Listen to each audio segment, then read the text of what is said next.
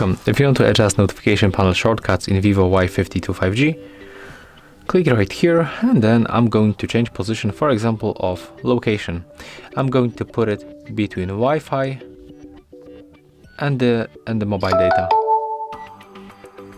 So just like that. Click, hold, and then drag. After that, release. We can remove icons like S capture or vibration. So drag below, and we can add additional icons like small screen mode by making the same. So I'm gonna put it between auto rotate and the third. So yeah, that's all. If you find this video helpful, remember to leave a like, comment, and subscribe.